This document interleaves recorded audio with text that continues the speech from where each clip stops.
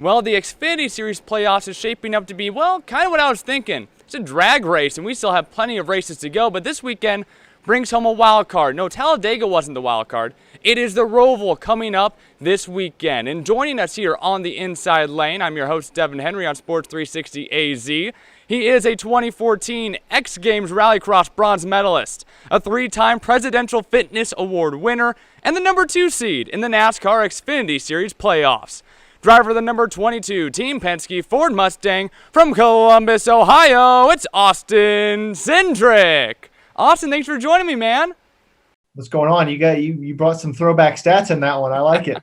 Dude, I love your resume. I mean, you have done, it feels like everything on four wheels, at least in the United States, and especially with some of that road course experience. I don't know how much Rallycross factors into that, but obviously going to the Roval, that's a track that you're really comfortable at. And being on the road courses, do you have like some traits or something that you notice that other drivers just don't pick up when you guys go to road courses? Well, I feel like it'd be the same experience if we were to go to a dirt oval. You know, for me, that'd be going into the deep end, and obviously we have a lot of road courses on the Xfinity schedule, so it's somewhere you have to be good at, and obviously that's a pretty big part of my background, and we've been able to exploit that with really fast race cars. And 5 wins for you this year, and it's been a mixture. You got those 2 wins at Kentucky back to back, then you got some road course wins as well. What do you feel like is different between last year and then this year, breaking through and coming through with just a big handful of victories? Yeah, I think it's improvements in a lot of little areas, and I think that's where it really counts when you're trying to run up front and contend for a championship. I think the last half of the year and in 2019, be able to get my first couple wins in the series and being able to be running up front in the playoffs. Obviously, we didn't get to the championship 4 round, got really close.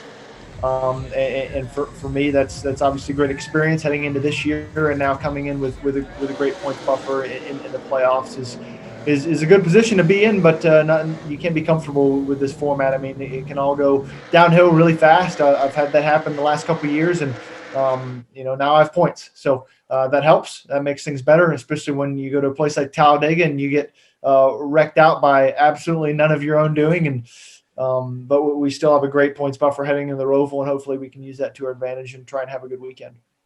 And speaking of that championship, the Desert Diamond 200 on November 7th at Phoenix Raceway. If you do have the opportunity to race for a championship at Phoenix, I know it hasn't been the best track for you, but what have you been learning over the past couple of years there at that 1 mile oval that you're hoping to take into November if you're fighting for that championship? Yeah, I think there's a couple different factors there, because I have felt in the past that it's been a good track. I feel like I understand it fairly well and what to do and how to exploit your car. And I feel like we've been on the different side of things as far as setup and balance wise, and I've learned the right lessons. And I felt like we applied those extremely well in the springtime, except the track moved up because they had PJ1. I thought if the track was on the bottom, we qualified really well. We ran up front until it moved up top. And it definitely exploited some weaknesses for us. And trying to learn from those, I think it's going to be critically important if we have an opportunity to fight for a championship. So I think for me and my team, the mindset is definitely to be on the aggressive side, whether if it's setup or driving wise, and to try and put ourselves in position, because I think to win the championship, you got to win the race, but you got to get there first. So still got 4 more weeks to make that happen. And you have been dubbed almost all year long a championship favorite, along with, speaking of dirt ovals, Chase Briscoe.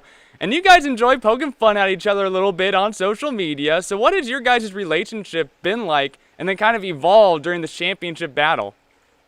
I mean, he and I have come up through the NASCAR ranks together. You talk about me and my diverse background, whether if it's road racing, rallycross, whatever it may be. And obviously he comes from driving sprint cars. He's a dirt guy. So 2 completely different backgrounds, and through the Ford camp, between racing at Cunningham and ARCA and racing at BKR in the truck series, and obviously our relationship as friends has really developed. But I think we've been able to teach each other things on the racetrack, whether it's maybe not through word of mouth, but being competitive. And it's been fun to have that competitive relationship, but obviously still to have a good friendship off the track. Obviously the next 5 weeks are really important for me in my career, and trying to make the most of things, and the same for him. So I'm sure we're going to race each other just as hard, or maybe harder than everybody else. But I think the goal is to have 2 Fords in the championship 4 round, and to have a 50-50 shot at bringing home a championship for the Blue Oval. And I hope that's us.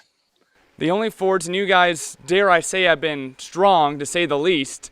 But speaking of your diverse background, your grandfather, Jim Truman, longtime owner, occasional driver, including back in the 1982 24 Hours of Le Mans, he participated in.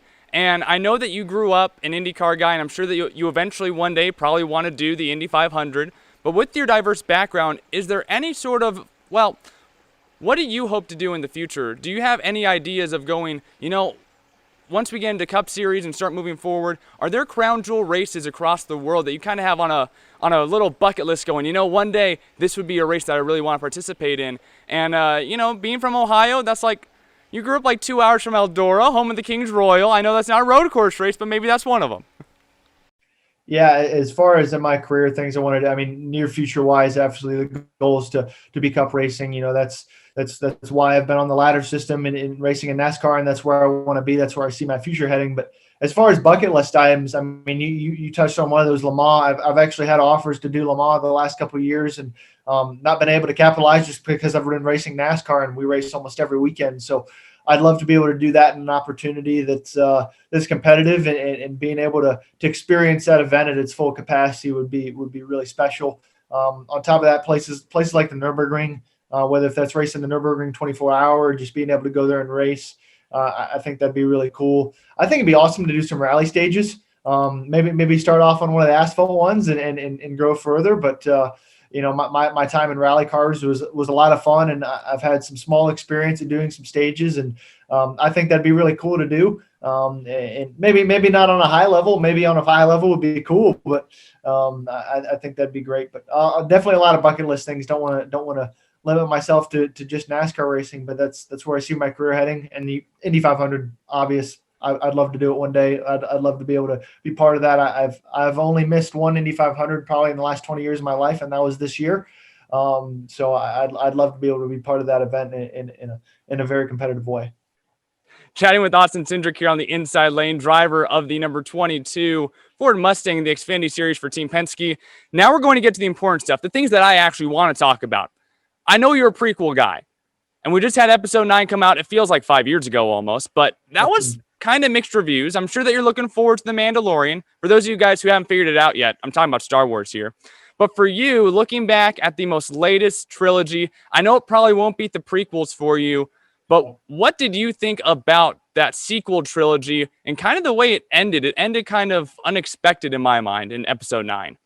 Yeah, unfortunately, I feel like if I was a kid, I would have enjoyed it, because I would be none the wiser about who directed it, what the expectations are, YouTube reviews. I made the mistake before The Last Jedi of watching every single fan theory video I could find, and was severely disappointed. That could have gone 900 different ways and I'd be more satisfied.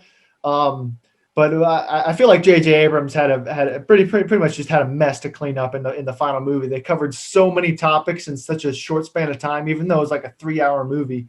So I think he did a good job with the cards he was dealt. But obviously, I think there were some missed opportunities there. But The Mandalorian, I have been doing prep work for season 2 of The Mandalorian, because rumor is that Ahsoka Tano is going to be in The Mandalorian. And I've watched Rebels, but I haven't watched the Clone Wars series. So I've been binge watching the Clone Wars cartoon series. I watch 2 episodes a night, and I probably fall asleep during the 3rd one every single night, because there's 6 seasons and 20 episodes a season. So I'm trying to get tuned up for the upcoming season. I'm excited about that.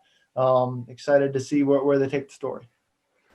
Always curious about the child. What in the world is going to be happening with, or as more people know him, Baby Yoda. But yeah, Ahsoka obviously is going to be a big deal, because first time in live action, that's going to be interesting. But we know for a fact, at least we think for a fact, that Disney wants to make another trilogy. Now, we don't know when it's going to be set, though. It might be, Old Republic and the Golden Age of the Jedi. I thought it might be cool to do something maybe concurrent, like in the middle of one of the other episodes, but a different storyline going on elsewhere, kind of like what they did with Rogue One. They might do a sequel to the sequel trilogy. Where do you want to see this next sequel trilogy go in terms of the lore and the storyline of Star Wars? So out of all the, prequels, that was my childhood.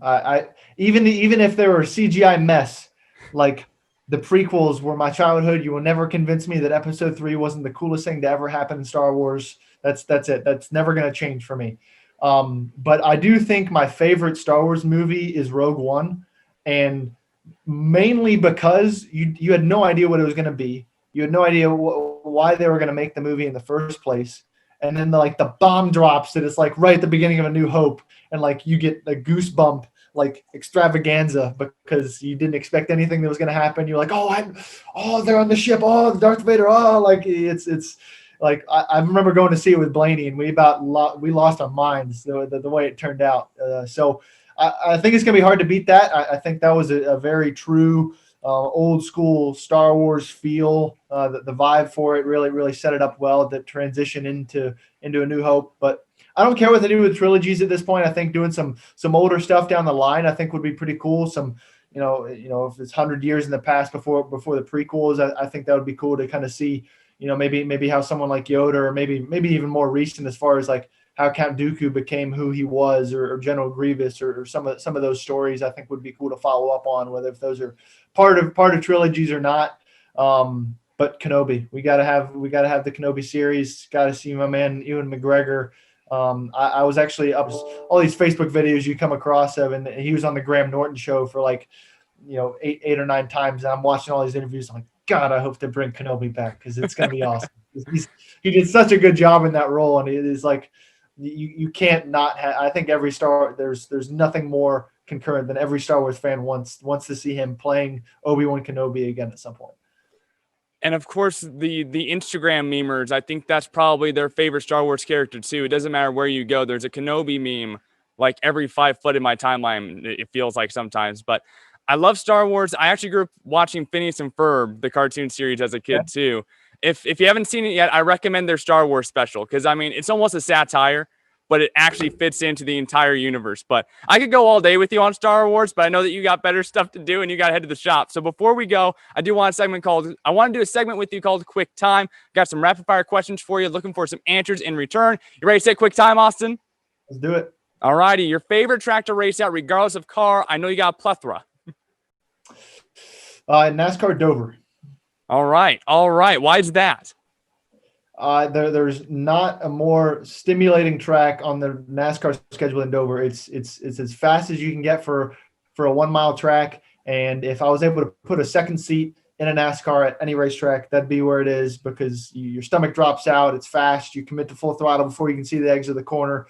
And it's an impressive track for a race car to take a lap. High speed. Now, I got a stat for you. Your family does have a history at Phoenix Raceway. If you're fighting for a chance to win a championship at Phoenix, your family's won there before. We already mentioned your grandfather, Jim Truman. He won at Phoenix in kart back in 1984. Can you name the driver that won that race for him and True Sports? I got to think it'd be Bobby Rahal if it's 84. 84, Bobby Rahal, basically the first in a long-time member there for True Sport. And now if you do have an opportunity to race for a championship at Phoenix Raceway, what do you think will be the biggest obstacle to overcome to win that race? Well, I think for us, like I mentioned, for us, we have to be aggressive with our setup and what we do to kind of be able to run up high. I think our car was really specialized to run on the bottom, and kind of looking at notes, seeing what the Cup guys learned. I think that'll be important for us. And I think the biggest challenge is try and go win the race. You don't have to worry about stage points. So going out there and putting our best foot forward, that's the biggest challenge. All right, last thing, I never heard you do it before on any interview that I can find. I suck at it. Can I get a Chewbacca impression to end the episode? No. Yeah, okay, that's fine. I ain't any good at it, so I just want to see if I can do it from you. I've looked in the mirror. I can try. It's not going to happen.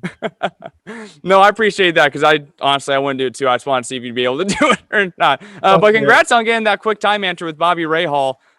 It's tough to get sometimes, some family history. So congrats on that. Best of luck this rest of the season for you, and I hope to see you fight for a championship at Phoenix here on November 7th. Awesome. Sounds great. Thanks for your time. This is the Inside Lane on Sports 360 AZ. Keep it to Sports 360 AZ all November and October long. NASCAR Championship weekend on the way.